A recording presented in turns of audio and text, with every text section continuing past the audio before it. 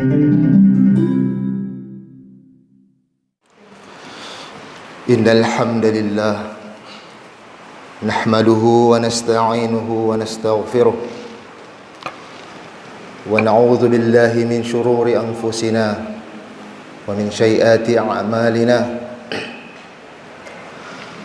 may yahdihillahu fala mudilla lahu wa may yudlil fala hadiya lahu وأشهد أن لا إله إلا الله وحده لا شريك له وأشهد أن محمدا عبده ورسوله لا نبي ورسول بعده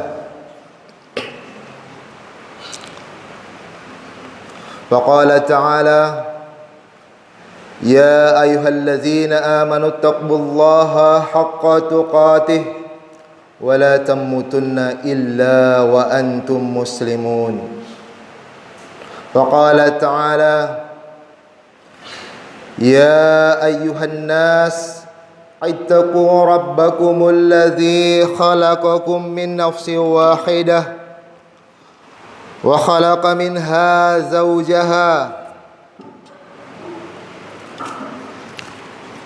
وبث منهما رجالا كثيرا ونساء واتقوا الله الذي تساءلون به والأرحام إن الله كان عليكم رقيبا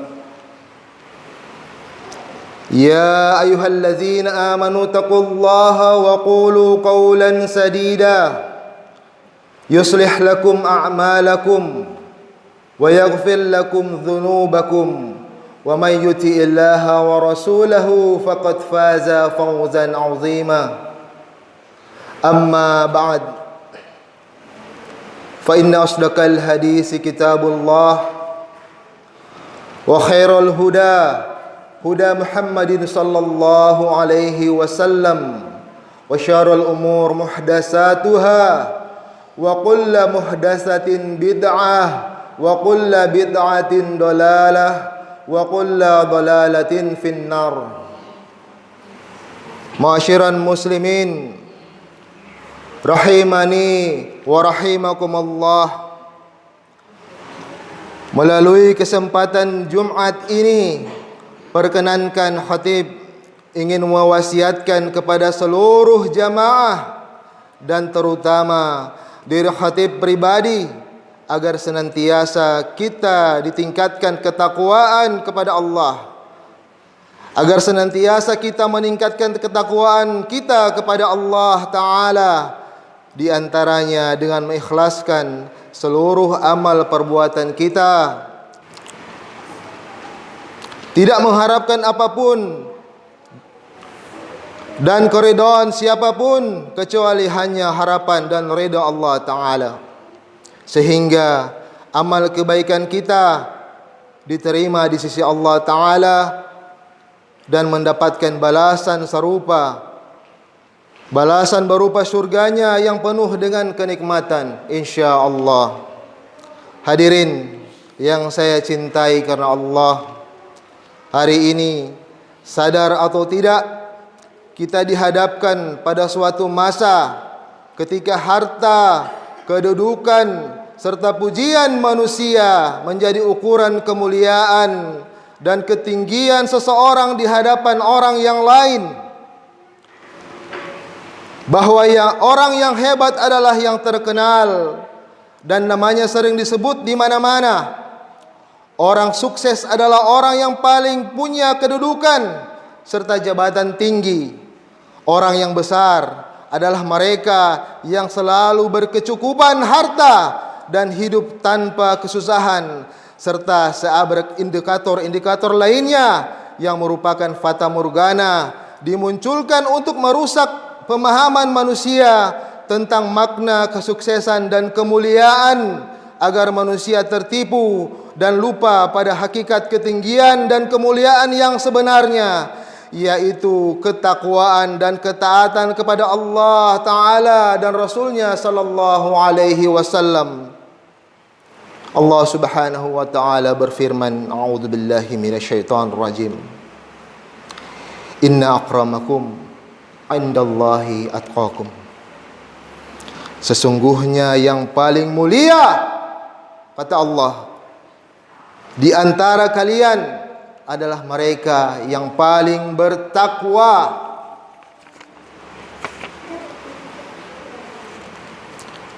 Akibatnya hadirin, banyak orang yang akhirnya beramal hanya demi mencari ridha dan kerelaan manusia, tanpa peduli lagi pada pahala dan balasan Allah Ta'ala, asal pekerjaan itu disenangi dan dikagumi serta mulia di mata manusia.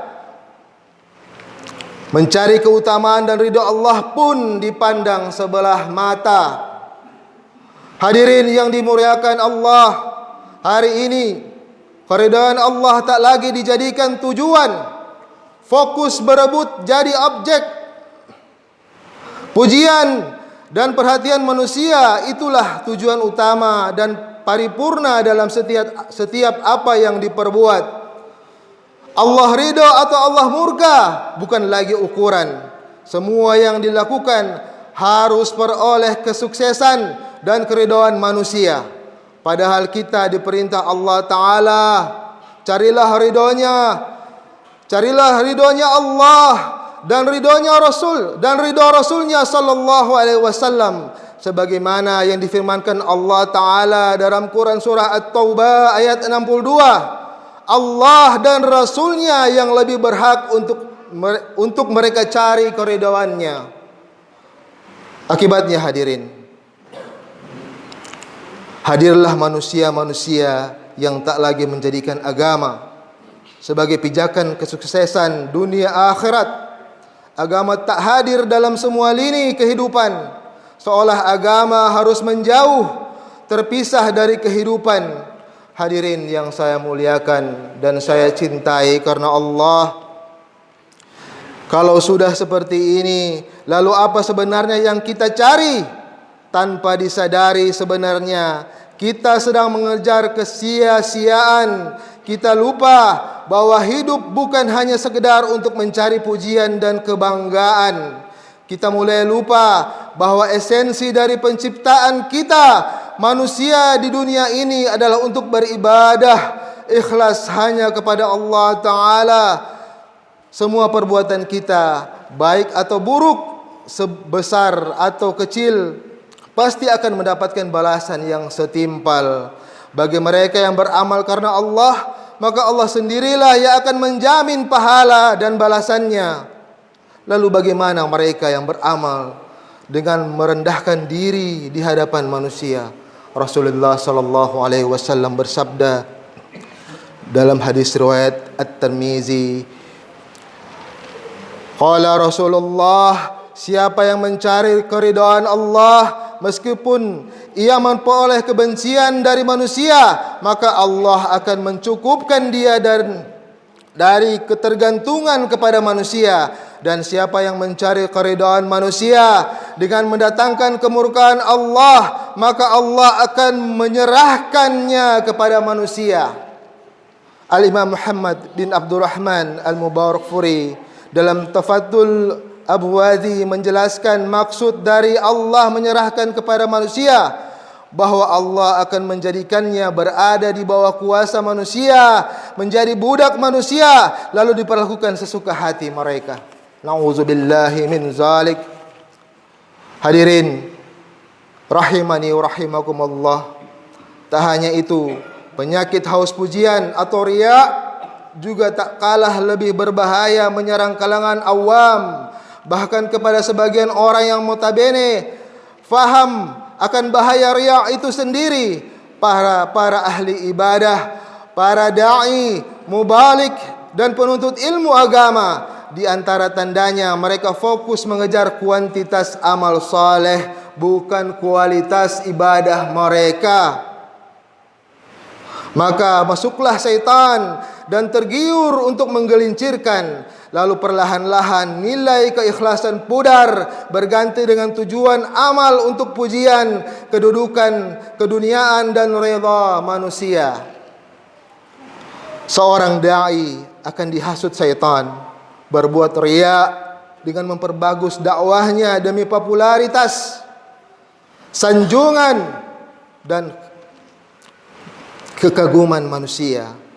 Para penuntut ilmu agama akan diarahkan supaya beramal agar dianggap sebagai orang saleh. Adapun ulama digelincirkan syaitan agar dielu-elukan sebagai orang yang faqih dan faham dalam setiap permasalahan agama.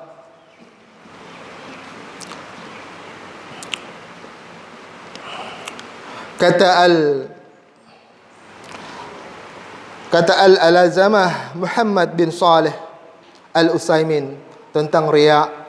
Beliau mendivisikan riya itu adalah ibadahnya seseorang kepada Allah, akan tetapi ia melakukan dan membaguskannya supaya dilihat dan dipuji oleh orang lain. Ingin dikatakan sebagai ahli ibadah, orang yang khusyuk salatnya, yang banyak berinfak dan sebagainya. Intinya bahwa dia ingin agar apa yang dikerjakannya mendapatkan pujian dan keridhaan manusia, sehingga wajar jika Rasulullah sallallahu alaihi wasallam menyebut riya adalah syirik kecil yang bahayanya tak bisa dipandang sebelah mata. Karena Rasulullah sallallahu alaihi wasallam telah peringatkan kita tentang beberapa bahaya syirik kecil. Beliau sallallahu alaihi wasallam bersabda, sesungguhnya yang paling aku khawatirkan atas kalian adalah syirik kecil. Mereka bertanya, apa itu syirik kecil? Syirik kecil wahai Rasulullah sallallahu alaihi wasallam. Rasul pun menjawab, ar-riya. Ar-riya, saudaraku. Di hari kiamat, saat semua manusia diberi balasan atas amal-amal mereka, Allah Azza wa Jalla berfirman kepada pelakunya, temuilah orang yang dahulu kalian perlihatkan amal kalian kepada mereka, dan lihatlah apa kalian mampu mendapatkan balasan dari mereka. Hadis riwayat Ahmad. Hadirin rahimani wa rahimakumullah, sungguh tampak jelas pada hadis ini pelaku riya peroleh kehinaan dari Allah Ta'ala sebagai akibat dari kebaikan dan dipertontonkannya amalan ibadah mereka, sibuk cari pengakuan dan ridha manusia. Padahal dalam satu kesempatan Al-Imam Asy-Syafi'i rahimahullah berpesan, mencari ridha manusia merupakan tujuan yang mustahil bisa tercapai.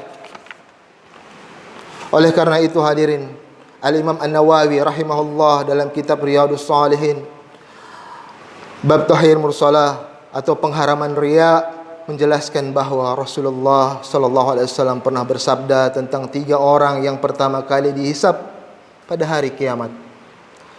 Mereka adalah orang yang mati syahid dalam pertempuran, seseorang yang belajar Al-Quran dan mengajarkannya, serta orang yang selalu berinfak di jalan Allah. Mereka akan dipanggil oleh Allah, ditunjukkan kepada mereka kenikmatan dan pahala yang banyak karena amal soleh yang telah mereka kerjakan.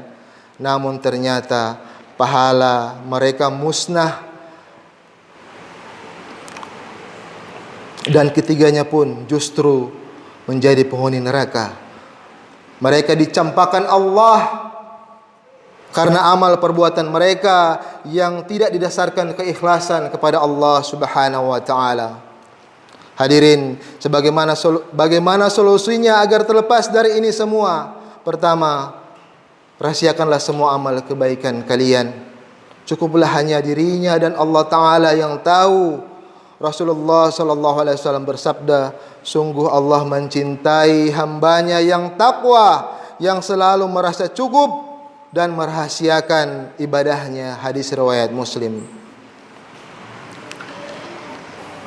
Dan yang terakhir hadirin, berdoalah kepada Allah Subhanahu wa taala agar dijauhkan dari semua penyakit hati yang membawa kepada kesyirikan dunia dan akhirat, dengan doa yang diajarkan Nabi sallallahu alaihi wasallam, ya Allah, sesungguhnya kami berlindung kepadamu dari mempersekutukanmu dengan sesuatu yang kami ketahui, dan kami mohon ampunan kepadamu dari apa yang kami tidak ketahui. Hadis riwayat Ahmad. أقول قولي هذا أستغفر الله العظيم ولكم وللمسلمين والمسلمات إنه هو الغفور الرحيم. إن الحمد لله نحمده ونستعينه ونستغفره ونعوذ بالله من شرور أنفسنا ومن سيئات أعمالنا من يهده الله فلا مضل له ومن يضلل فلا هادي له أشهد أن لا إله إلا الله وأشهد أن محمدا عبده ورسوله اللهم صل على محمد وعلى آل سيدنا محمد. Saudaraku yang saya cintai karena Allah, kemarin begitu ramai perayaan hari kemerdekaan negara kita. Setiap dari kita, sebagian besar dari kita sibuk dan terlena dengan euforia perayaan kemerdekaan, memperingati betapa hebatnya pahlawan kita, pahlawan kaum muslimin berjuang untuk mendapatkan hak kemerdekaan atas penjajah kafirun dan sekutunya. Akan tetapi ya ikhwah, tahukah kita bahwa pendiri bangsa kita begitu tulus dan menyadari bahwa segala perjuangan yang mereka tumpahkan untuk memperoleh kemerdekaan kita akan sia-sia kalau tanpa ridho Allah Subhanahu wa taala. Mereka mengetahui bahwa Allah lah yang berhak memutus segala sesuatu, yang berhak mentakdirkan kepada suatu bangsa tentang nasib mereka. Mereka memilih untuk menyandarkan takdir mereka dengan keikhlasan dan ketakwaan. Dan ini semua termaktub dengan jelas dan indah dalam pembukaan Undang-Undang Dasar 1945 alinea ketiga. Di situ tertulis dengan jelas pengakuan dari pendiri bangsa ini bahwa atas rahmat Allah yang Maha Kuasa dan dengan didorongkan oleh keinginan luhur supaya berkehidupan kebangsaan yang bebas, maka rakyat Indonesia menyatakan dengan ini kemerdekaannya. Ini merupakan pengakuan, penyerahan diri dari para tokoh pejuang terdahulu atas upaya mereka kepada Allah Subhanahu wa taala. Tetapi lihatlah kita ya saudaraku, berapa banyak dari kita yang terlena dalam euforia perayaan sehingga melupakan hak Allah yang merupakan kewajiban kita, yang telah memberikan kita kemerdekaan. Sehingga dalam perayaan-perayaan tersebut kita lupa menunaikan ibadah yang agung, yaitu salat. Marilah kita mentadaburi diri kita, menghisap diri kita, agar termasuk orang-orang yang pandai mensyukuri kemerdekaan yang telah Allah berikan. Inna Allaha wa malaikatahu yusalluna 'alan nabi ya ayyuhalladzina amanu sallu 'alaihi wa sallimu taslima. Allahumma salli 'ala Muhammad wa 'ala ali Muhammad كما صليت على إبراهيم وعلى آل إبراهيم إنك حميد مجيد وبارك على محمد وعلى آل محمد كما باركت على إبراهيم وعلى آل إبراهيم إنك حميد مجيد. اللهم اغفر للمسلمين والمسلمات والمؤمنين والمؤمنات الأحياء منهم والأموات إن الله هو غفور رحيم. اللهم اغفر لنا ذنوبنا ولوالدينا وارحمهم كما ربونا صغارا. ربنا هب لنا من أزواجنا وذرياتنا قرة أعين واجعلنا للمتقين إماما. ربنا آتنا في الدنيا حسنة وفي الآخرة حسنة وقنا عذاب النار. وآخر دعوانا والحمد لله رب العالمين. أقيموا الصلاة.